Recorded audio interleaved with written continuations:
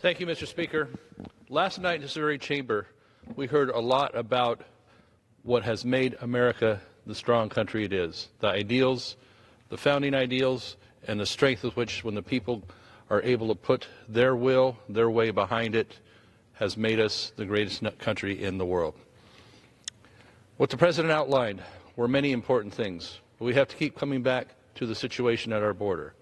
Now, interestingly, polls taken last night by CBS and CNN, not the bastions of conservatism or the supporters of President Trump that you would expect, but both of these polls, the people's voice across this country, added up to 76% of somewhat support or strongly support what the measures the President had talked about in securing our border.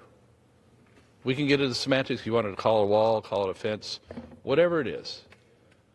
A strong fence makes for good neighbors. Old cowboy saying.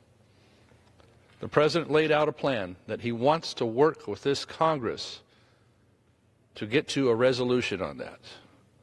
Not an executive order, but in the time since we came up with this temporary solution here for 3 weeks, the negotiations from that side of the aisle have been zip. Is that what people see as this chamber, this process is supposed to be? No. They want us at the table coming up with solutions. The President has reached out with the olive branch saying, we'll give you 3 more weeks on this. Let's get the government reopened and get a solution on this. Instead, gridlock. What the President talked about was greatness instead of gridlock. That's what this nation is about. That's what we need. Instead, we hear around here that the crisis isn't something at our border, isn't something with the immigration problem we have. We hear about climate change, climate change, climate change, a manufactured problem, a manufactured crisis. Indeed, the United States is leading the way of all the westernized countries, all the industrialized countries, of lowering its CO2 numbers, leading the way by things we're already doing and innovating. Yet that's the first thing that the religion of climate change can be tapped around here to stop the progress we have when we can make more progress by being a thriving, strong economy. The crisis isn't that. It would be much more so our crushing national debt and our border situation. If we don't provide for our own security as a nation, then we don't really have much. So let's solve these issues. As we prosper, as we do better, we can even improve more on doing things environmentally more strongly. I come from Northern California, where the climate has been pretty tough with the drought. The climate is pretty tough when our forests burn around us and amongst us, like in the town of Paradise, town of Redding, and other areas of the district that are so negatively affected by that.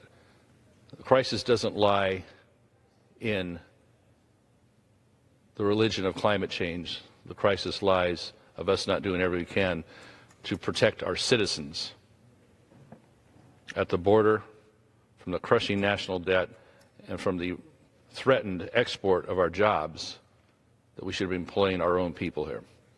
So, Mr. Speaker, there's room for a lot of optimism. We heard that message of optimism last night from the President, again, right in this chamber, when he mentioned our great heroes from World War II that were here last night, and one of the people they liberated from those camps where the Germans held the Jewish people and executed so many of them and abused so many more.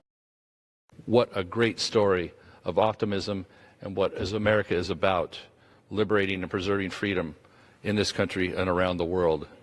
And one of the highlights of my time here in this U.S. House of Representatives, to see those people come together so many years later and celebrating what is great about America and how it exports that freedom and opportunity to the rest of the world. Mr. Speaker, I yield back.